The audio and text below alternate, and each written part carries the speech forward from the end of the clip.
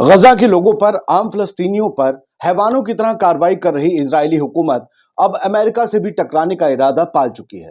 वजह सिर्फ ये है कि अमेरिकी राष्ट्रपति जो बाइडेन इन्होंने फलस्तीनियों के लिए मदद बढ़ाने, परमानेंट सीज फायर करवाने और इसराइल के नट थोड़े टाइट करवाने की कोशिश की है। ये कोशिश भी इसलिए की है कि अमेरिका में भी चुनाव की तपिश बढ़ रही है और वहां रहने वाले मुसलमान डेमोक्रेट्स के वोटर माने जाते हैं। बड़ी तादाद में ईसाई भी हैं जो गजा की जंग से बहुत नाराज हैं। तो जो बाइडेन को भी इस तरफ काम करना है। अब इसराइल इससे नाराज है। फिलहाल असली खबर पर आते हैं। खबर दो हैं। पहली तो इसराइल अब बाइडेन के ही पीछे पड़ गया है और दूसरा ये कि अमेरिका के मददगार एक मुस्लिम देश को दूसरे मुस्लिम देश ने बड़ा झटका देने की तैयारी कर ली है।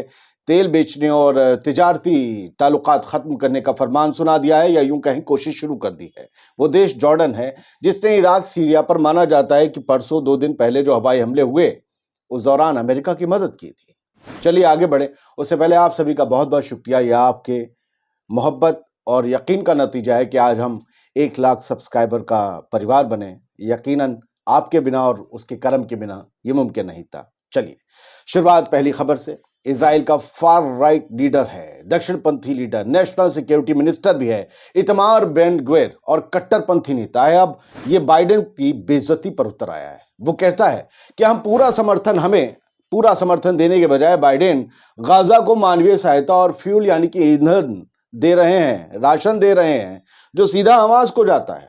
बेन ग्वेर आगे कहता है कि अगर डोनाल्ड ट्रंप अमेरिका के वर्तमान राष्ट्रपति होते तो अमेरिकी व्यवहार पूरी तरीके से अलग होता, हमारे फेवर में होता। मतलब इसको बाइडेन की उस बात से दिक्कत है कि गजा के लोगों को इंसानी तौर पर बुनियादी मदद मिलनी चाहिए। साथ ही यह मंत्री यह भी मानता है कि ट्रंप कोई इंसानी एतबार का फैसला नहीं लेते, यानी वो गजा के आम लोगों को हमास मानकर सिर्फ बारूद देते, दवा या रोटी नहीं देते, क्योंकि बाइडेन ह्यूमैनिटेरियन एड की बात कर रहे हैं और कुछ तो नहीं कर रहे। फिलहाल गाजा की बर्बादी में अमेरिका का ही सबसे बड़ा हाथ है, इससे क्या इनकार किया जा सकता है। बाइडेन जो भी कर रहे हैं वो चीज अलग हो सकती है, लेकिन उस दूसरी तरफ आपने गोला बारूद दिया, बर्बाद किया, उसे कौन भूल सकता है।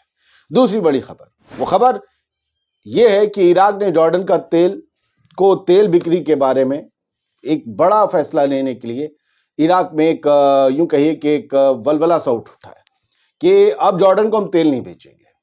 और ये कहा किसने है वो मैं आपको बताता हूं।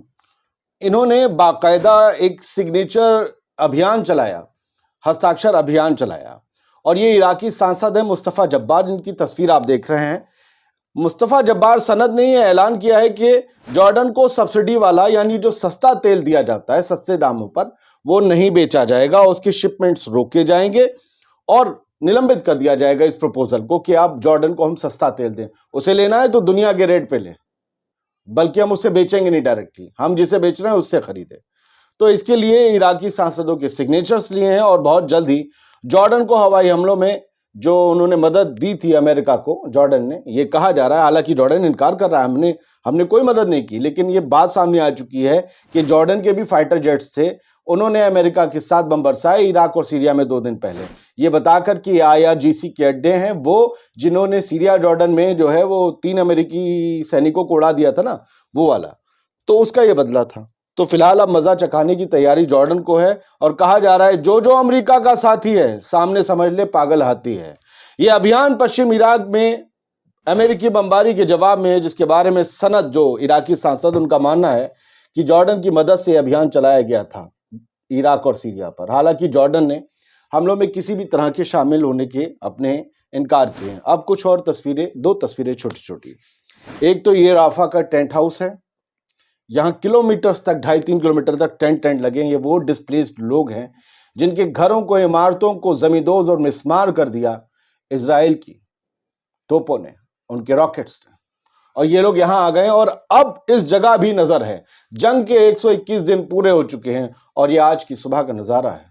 यहाँ भी अब इजराइल बम बरसा सकता है। और दूसरी तस्वीर ये जो मुझे थोड़ा सा सोचने में मजबूर करती है, शर्म भी आती है, ये वो राफा और इजिप्ट की सीमा है, बॉर्डर है।